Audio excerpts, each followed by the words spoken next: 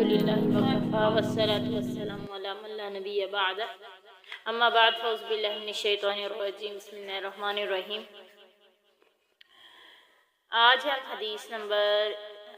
حدیث کا آغاز کریں گے۔ حدیث نمبر 59،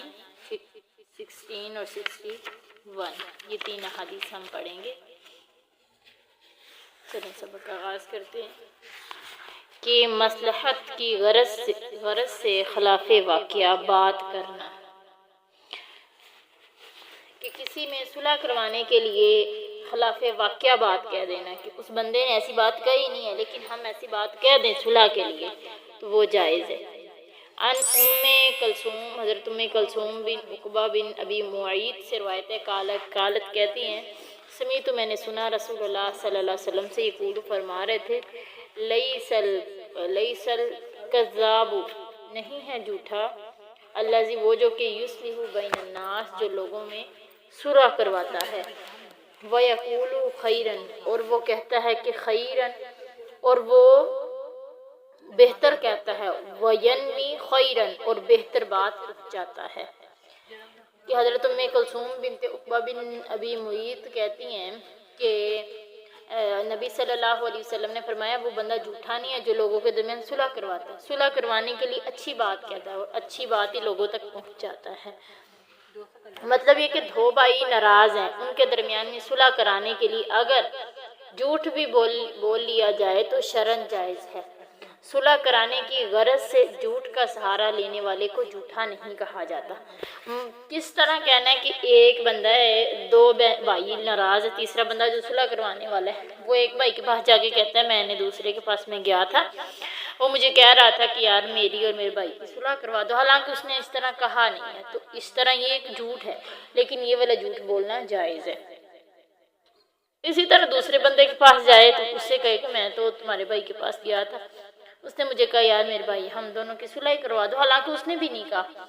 اور اس طرح کیا ہوتا ہے دل میں نرمی پیدا ہوتی ہے، اور اس طرح صلح کروانے کے لیے اس طرح بندہ کہہ سکتا ہے۔ آگے حدیث ہے، 3 دن کی ناراضگی کے بعد جو سلام کا جواب نہ دے۔ ان عائشہ، حضرت عائشہ رضی اللہ تعالیٰ عنہ بیان کرتی ہیں، انہا یہ کہ رسول اللہ صلی اللہ علیہ وسلم نے قال فرمایا، لا یکون لمسلم نہیں ہے جائز کسی مسلمان کے لیے ان یہجر مسلما کہ چھوڑے اپنے مسلمان بھائی کو فوق ثلاثۃ 3 دن سے زیادہ، فاذا لقیہ سلم جب وہ اس سے ملاقات کرے تو السلام علیکم کہے، 3 مرات 3 مرتبہ، کل ذالک ہر مرتبہ، لا یرد علیہ وہ ہر بار اس پر سلام کا جواب نہیں دیتا، فقد باء باسم تو اس کے گناہ کے ساتھ وہ واپس پلٹتا ہے۔ حضرت عائشہ کہتی ہے نبی صلی اللہ علیہ وسلم نے فرمایا کسی مسلمان کے لیے بات لائق نہیں ہے کہ ایک مسلمان دوسرے کسی مسلمان کو 3 دن سے زیادہ چھوڑے رہے، یعنی قطع تعلقی کرے، جب اس سے ملاقات کرے تو اسے 3 مرتبہ سلام کہے، وہ اگر ہر مرتبہ کہے ہوئے سلام کا جواب نہیں دیتا تو وہ اس نے گناہ کا ارتکاب کیا ہے، وہ مجرم بن گیا ہے۔ یعنی کسی مسلمان کے لیے جائز نہیں کہ وہ اپنے مسلمان بھائی سے 3 دن سے زیادہ قطع تعلقی کرے۔ اگر دوسرا مسلمان بھائی ناراض ہے تو اسے 3 مرتبہ سلام کیا جائے، اگر وہ سلام کا جواب نہیں دیتا تو اس کی ذمہ داری اس پر عائد ہوگی کہ سلام کہنے والا بری الذمہ ہو جائے گا۔ کسی مسلمان کے لیے یہ ممکن نہیں ہے، یہ ممکن ہی نہیں ہے کہ وہ کسی بھی دوسرے مسلمان سے 3 دن سے زیادہ ناراضگی رکھے۔ دیکھو کہ ایک عام مسلمان کے لیے حکم ہے، تو ہم تو آپس میں، ہم بہن بھائیوں نے آپس میں اتنی قطع تعلقی کی ہوئی ہے